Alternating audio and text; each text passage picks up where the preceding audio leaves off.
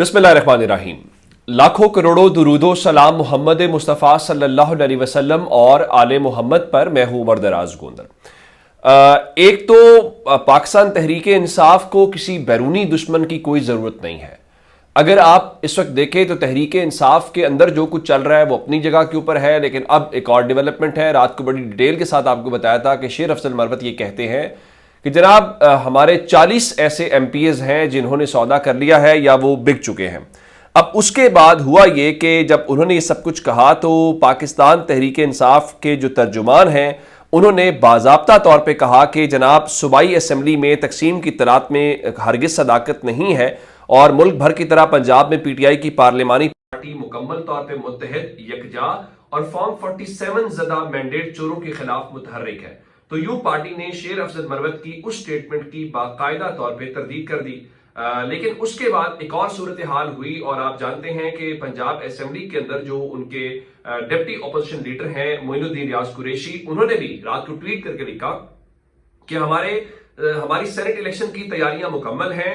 सुन्नी इत्तेहाद council की पार्लिमानी party के इजलास में तमाम अरकान असेंबली की शिरकत मुखालिफिन के ख्वाब चकनाचूर करने के लिए काफी है। PTI का कोई भी रुकन पार्टी डिसिप्लिन की खिलाफ वर्जी करने का सोच भी नहीं सकता। इंशाल्लाह सेनेट में हमारे उम्मीदवार कामयाब होंगे।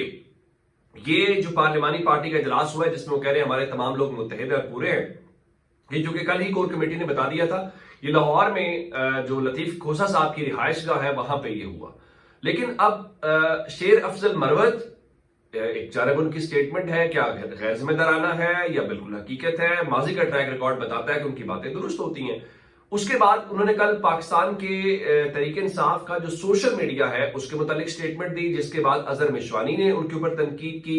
उसके बाद सिबगतुल्लाह विर्क जो है और ओवरऑल पाकिस्तान तहरीक इंसाफ के जितने सोशल मीडिया से जुड़े हुए लोग हैं या जो जिम्मेदारान हैं उन्होंने उनके ऊपर तनकीद बनाई। अब ये है तहरीक इंसाफ के अंदर की सूरत हाल। मैंने आपको थोड़ा अर्सा पहले, अगर आपको याद हो मेरा जुमला, तो मैंने आपको बताया था मैं एक बड़े जय्यद किस्म के कानूनदान के पास बैठा था, तो उन्होंने मुझे कहा कि एक तो इमरान खान की मुश्किलात वो है जो उन पे मुसल्लत की गई हैं, लेकिन इमरान खान की जो बहुत सारी मुश्किलात या बहुत सारा उनको रिलीफ ना मिलने की वजह उनकी लीगल टीम है।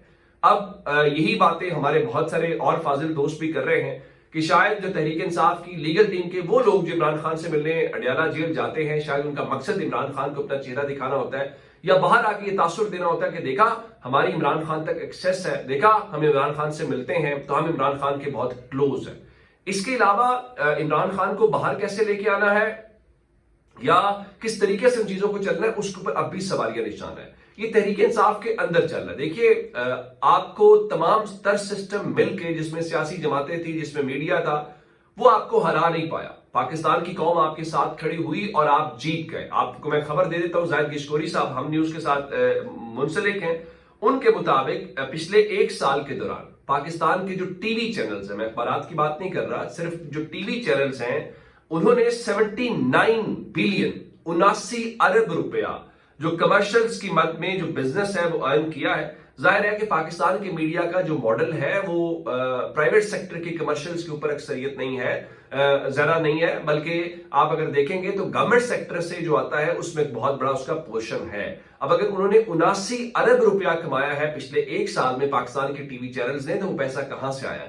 क्योंकि उनके जो वर्कर्स हैं बहुत सारे चैनल्स के, उनकी तो हालत बुरी है। तनख्वाहें टाइम पे बहुत सारे लोगों को नहीं मिलती। तनख्वाहें वही हैं जो ज़ाहिर है एंकर्स की तनख्वाहें लाखों में हैं, उनको तो मसला नहीं है। जो एलीट के लोग हैं मीडिया के अंदर उनको तो परेशानी नहीं है, लेकिन मजदूर या वर्कर सहाफी को परेशानी है। अब इस तमाम नेक्सस के बावजूद जब इमरान खान को तस्वीर नाम आज के दिन तक दिखाना भी इजाजत नहीं है, लॉ नहीं है, उसके बावजूद पाकिस्तान के लोग इमरान खान के साथ खड़े हुए। अगर आप यहां से केस हारते हैं तो अब आप शिकवा कौम से नहीं कर सकते। आपको याद होगा खान साहब ने, अभी साहब बताते हैं कि वो जब उनकी जमान पार्क मुलाकात हुई तो उन्होंने बड़े कॉन्फिडेंस के साथ कहा, उनका मैंने अपने हिस्से का काम कर दिया, कौम के हिस्से का काम है। और कौम ने 8 फरवरी को वो करके दिखाया।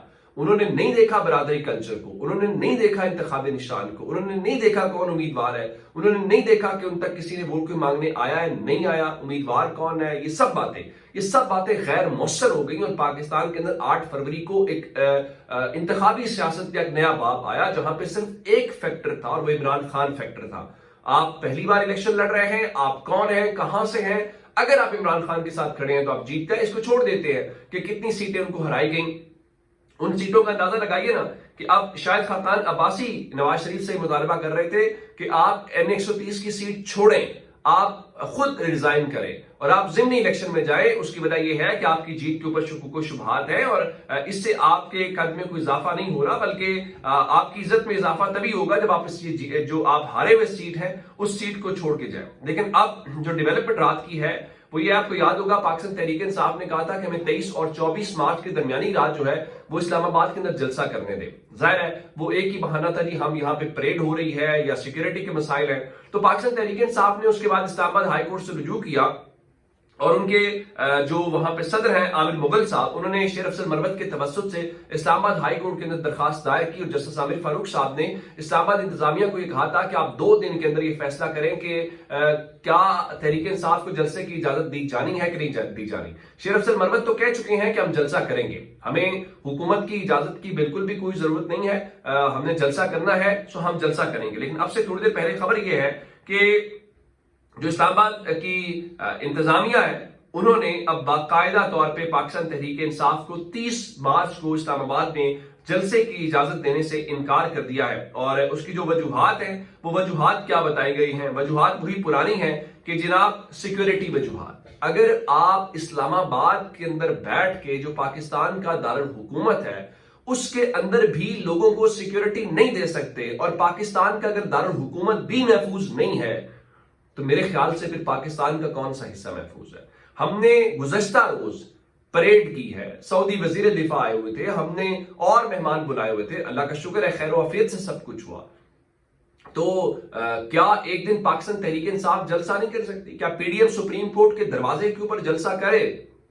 تب تو سیکیورٹی خدشات نہیں ہوتے, تب تو دفعہ 144 نہیں ہوتی. اور اس کے بعد انہوں نے کہا جی وہ اصل نہ تحریک انصاف نے ماضی میں بھی جلسے کی شرائط و ضوابط کی جو خلاف ورزیاں کی ہیں تو اس بنیاد کے اوپر ہم تحریک انصاف کو جلسے کی اجازت نہیں دے سکتے. یہی وہ ڈر تھا کہ وہ جلسے کی اجازت نہیں دیں گے. اب ظاہر خان صاحب کو اس حوالے سے کوئی ڈائریکشن دینی پڑے گی, کیونکہ عامر مغل صاحب تو کہہ رہے ہیں کہ وہ اس معاملے کو عدالت میں چیلنج کریں گے. لیکن میں آپ کو بتانا چاہتا ہوں کہ یہ ایک بہت بڑا امتحان ہے. اس کی وجہ ہے تحریک انصاف پچھلے عرصے میں جتنے بھی احتجاج کرتی رہی ہے وہ احتجاج اپوزیشن کے احتجاج تھے. اس بار جب وہ اسلام آباد آئیں گے تو خیبر پختونخوا کی ان کی اپنی حکومت ہے, خیبر پختونخوا سے قافلے آئیں گے, خیبر پختونخوا سے وزیر اعلیٰ لیڈ کریں گے, کابینہ ان کے ساتھ ہوگی. جب ان کو پنجاب کے بارڈر کے اوپر روکا جائے گا, آپ کو یاد ہوگا ایک بار ایسا ہوا تھا کہ یہاں پہ شہباز شریف جو تھے وہ وزیر اعلیٰ تھے اور پرویز خٹک وزیر اعلیٰ تھے وہاں سے خیبر پختونخوا کے. تو ہم نے اٹک کے بارڈر کے اوپر, اٹک کے جو بارڈر پنجاب اور خیبر پختونخوا کی ہے, ہم نے وہاں دیکھا تھا کیا کچھ ہوا تھا. تو کیا اب ایک بار پھر تاریخ کو آپ دہرائیں گے؟ اور اگر وہ اسلام آباد آئیں گے تو اس کے بعد اس چیز کو کیسے روکا جائے گا؟ اور کیا اس کی بنیاد کے اوپر پاکستان تحریک انصاف کے اوپر ایک اور آپ ظلم و بربریت کا باب توڑیں گے؟ یہ بالکل بھی ایک خطرناک صورتحال کی طرف ہم جا رہے ہیں. اس کو کون لے کے جا رہا ہے یہ ہمیں غور کرنا پڑے گا. آپ نے 40 MPs والی بات, میں آپ کو ایک اور بات بتاتا ہوں, آپ کریں گے کیا؟ چونکہ قومی اسمبلی کے اندر انہوں نے ابھی تک اپوزیشن لیڈر اپوائنٹ نہیں کیا. اس کی وجہ کیا ہے؟ اس کی وجہ یہ ہے کہ اسپیکر صاحب نے وزارت قانون اور اٹارنی جنرل سے رائے طلب کی ہوئی ہے. اب وہ رائے دیں گے, رائے دینے کے بعد وہ سنی اتحاد کونسل کو غیر پارلیمانی جماعت ڈکلیئر کر دیں گے اور اس کے بعد جو تحریک انصاف کے سنی اتحاد کونسل میں تمام MPs ہیں وہ آزاد ہو جائیں گے. ان کے اوپر وہ نااہلی کی شک نہیں لگے گی, جس کا مطلب ہوگا کہ جاؤ منڈی لگاؤ. اور ہم شکریہ ادا کریں گے جسٹس قاضی فائز عیسیٰ صاحب کا جنہوں نے اس فیصلے کی بنیاد رکھی. دوسری طرف جہاں تک یہ بات ہے, جس طرح میں نے آپ کو بتایا کہ خیبر پختونخوا سے قافلے آئیں گے تو پنجاب سے بھی صورتحال ہوگی. اسد کیسر صاحب یہ کہہ رہے ہیں کہ ہم بھرپور احتجاج کریں گے, ہمارا یہ قانونی حق ہے. اور ان کے مطابق, اسد کیسر صاحب کے مطابق, وہ خود پنجاب جائیں گے اور پبلک کو موبلائز کریں گے. تو کیا اسد کیسر صاحب جو ہیں اور دیگر جو لیڈرشپ ہے جس میں شیر افضل مروت بھی بتا رہے ہیں, کیا اس کا یہ مطلب لے لیا جائے کہ یہ مریم نواز کی حکومت کی ایک قربانی جو ہے وہ ہوگی؟ کیونکہ اگر یہاں پہ ہوتا ہے تو اس کا مطلب ہے کہ حکومت جو پہلے ان کے لچھن نظر آ رہے ہیں وہ لچھن یہی ہے کہ ہم گرفتاریاں کریں گے. اگر آپ گرفتاریاں خیبر پختونخوا کے لوگوں کی کریں گے تو آپ کو یاد ہوگا ارین امین گڈا پور نے کہا تھا کہ اگر آپ میرے وارنٹ گرفتاری جاری کر رہے ہیں تو پھر آپ یاد رکھیے گا ڈیرہ اسماعیل خان جو ہے وہاں پہ مریم نواز اور دیگر کے خلاف بھی FIRs درج ہوئی ہیں, ہم وہاں سے بھی پولیس بھیجیں گے اور مریم نواز کی بھی وارنٹ گرفتاری جاری کریں گے. تو پھر کیا ہوگا؟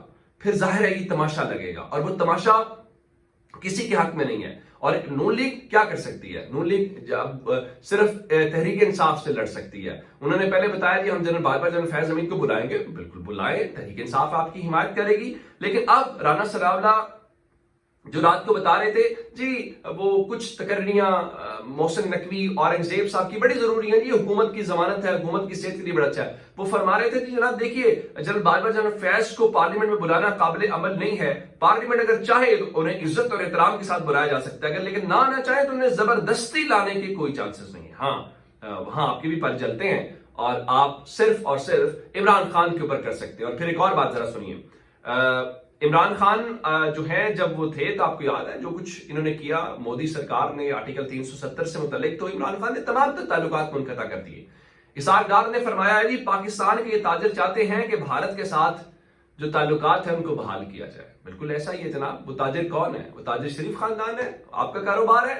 खैर, उनको पता है कि इमरान खान इस वक्त पाबंदी सलासल हैं, तो अब भारत के साथ हमारी जो पींगे बढ़ाने का वक्त है वो हुआ चाहता है। बिल्कुल आप बढ़ाएं, अब कश्मीरी जाने, आर्टिकल 370 जाने, मोदी जाने, हम तो कम से कम उस चीज के अंदर नहीं पड़ रहे, ना हमें कोई जरूरत है। और जरूरत इसलिए नहीं है कि वो जो उनका सफीर था, जो उनका केस लड़ता था, वो जेल में पड़ा हुआ है। शरीफ खानदान इंडिया के साथ तिजारत के बिना जिंदा नहीं रह सकता, कारोबारी मफादात भी होंगे उनके, या इस आड़ में चले।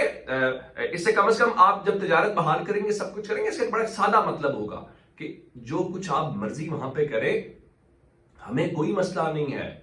हम तिजारत चाहते हैं, हम इंडिया के साथ दोस्ती चाहते हैं। वो आपके साथ आपको अगर से थप्पड़ मारे, वो आपकी तजलील करे, आपके साथ वो कहे बराबर जो आपके बारे में जो सब कुछ करे, लेकिन हमें नहीं। हमने क्या करना है? हम पाकिस्तान के लोगों को सबक सिखाएंगे। हम इनको बताएंगे कि आप इमरान खान के साथ हैं। हम इन्हें बताएंगे कि चूंकि हमने इमरान खान पे कांटा लगाया तो आपकी जरूरत और आपकी मजाल कि आप इमरान खान के साथ खड़े रहे, तो हमारा जोर चूंकि पाकिस्तान के ऊपर चलता है तो वो हम भरपूर तरीके से चलाएंगे। अब तक के अपडेट से अपना बहुत सारा ख्याल रखिएगा। खुदा हाफिज।